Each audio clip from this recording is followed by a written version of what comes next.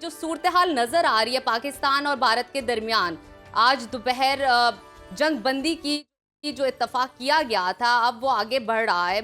मंजरनामा कुछ इस तरह है कि आज डिस्कशन होगी, आज स्केड्यूल है ये मुलाकातें। क्या आप मुस्तकबिल में देखते हैं, क्या भारत अपनी हरकतों से बाज आएगा? जी, फैसल शाह साहब बताइएगा।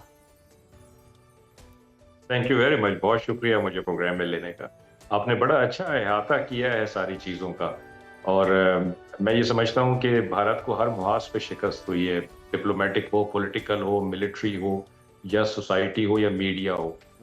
हर जगह उनको हजीमत और खिफ़त उठानी पड़ी है, जी। और जिसकी वजह से वो फ्रस्ट्रेटेड भी हैं। आज सारी दुनिया उनकी तरफ उंगलियां उठा रही है। उनकी अपनी जो डोमेस्टिक ऑडियंस है, जो पॉपुलेशन है, जो अपोजिशन पार्टीज हैं, वो सब उन पे उंगलियां उठा रही हैं और उनसे सवाल कर रही हैं। तो ये एक पाकिस्तान की बहुत बड़ी फतह है, और मेरा ख्याल है कि अब तक जो हमारे मामला भारत के साथ रहे हैं, उसमें हमारे पास इस वक्त सबसे ज़्यादा स्ट्रॉन्ग पोजीशन है। जहाँ तक थोड़ी सी मैं बात, जो आपका सवाल है, उससे पहले एक आपकी तवज्जो एक तरफ मबजूल मैं करवाना चाहता जी, हूँ कि ज़रूर। देखिए, एयर और लैंड पे तो हम बात कर रहे हैं कि मार्का हुआ और उसको हमने जीता। इसको एक देखने का डिफरेंट जाविया भी है।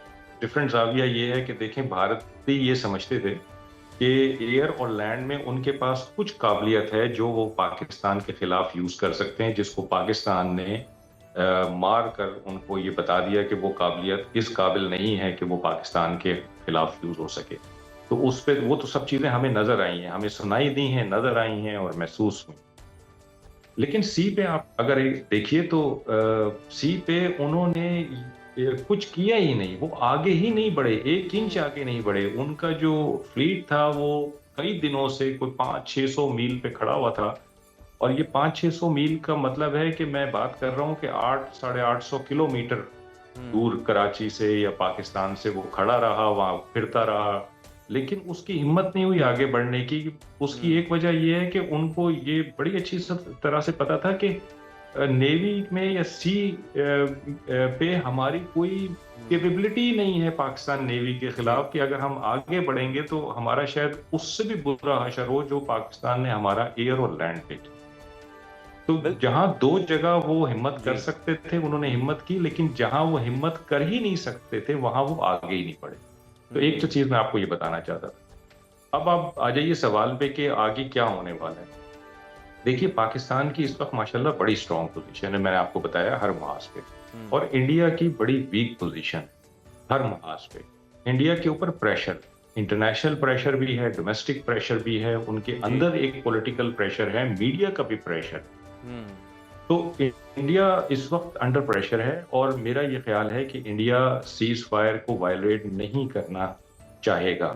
उसकी उसके हक में ये नहीं है, उसको ये पता है। अगर हम बात करें सर फैसल साहब, तो जिस तरह से आपने कहा कि लगता नहीं है कि भारत जो है वो एलओसी की अब दोबारा खिलाफ वर्जी करेगा, लेकिन अगर हम देखें तो हमेशा एक मिसाल दी जाती है कि अगर आपकी किसी के साथ दुश्मनी है तो आप मोहतात रहें, लेकिन जब आपकी सुलह हो जाए तो फिर आपको ज्यादा मोहतात रहने की जरूरत है।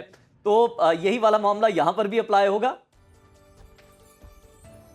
इस दफा मामला थोड़ा सा डिफरेंट है। इस दफा जो उनको मार पड़ी है हर तरफ पे और हर महाज पे, उससे उनकी थोड़ी सी आंखें खुली होंगी, जो मैं समझता हूँ। क्योंकि इस तरह की जो सिचुएशन जो अभी हम इस दफा हुई है, आप देखिए कि हमारे कोई रीसेंट पास्ट में या डिस्टेंट पास्ट में भी नहीं नजर आती है। यानी आप 71 एक ऐसा शायद सानिया था जिसको भारत हमेशा याद करता है और अपना अपना जश्न मनाता है कि जी हमने ये किया वो किया। लेकिन उसके बाद से मेरा ख्याल है ये 2025 है जिसमें भारत को सही तरह से पाकिस्तान की तरफ से ऑपोजिशन और रेजिस्टेंस का सामना हुआ है। तो आई थिंक उनको ये अभी पता चल गया है कि कॉन्सिक्वेंसेस क्या होंगे अगर इसको वो और आगे लेके चलना चाहेंगे। मतलब एक सेन नेशन या एक सेन गवर्नमेंट जिसके पास कोई दिमाग हो, कोई सोचने समझने की सलाहियत हो, मेरा ख्याल है कि उसको ये चीज समझ आ जाएगी। और बेहतरी भी उनकी इसी में है, फेस सेविंग भी इस वक्त तक उनकी हो गई है कि उन्होंने सीज फायर पे एग्री कर लिया और बातचीत पे कर लिया। फिर वो नैरेटिव बिल्डिंग तो उनकी चल रही है डोमेस्टिक ऑडियंस के लिए, झूठ पे मबनी, जो कि शुरू से चल रही है। तो वो ठीक है, उनके लिए फेस सेविंग होनी चाहिए। बिल्कुल ठीक है, लेकिन कुछ मैं ये तो उन्हें समझता हूँ अच्छा कि जी, मुकम्मल कीजिए। लेकिन मैं ये समझता हूँ कि उनको ये इदराक है कि मज़ीद हमें कुछ करने से नुकसान ही होगा, फ़ायदा नहीं होगा, तो कम से कम सीज़ फायर पे मुझे लगता है कि वो अमल करेंगे।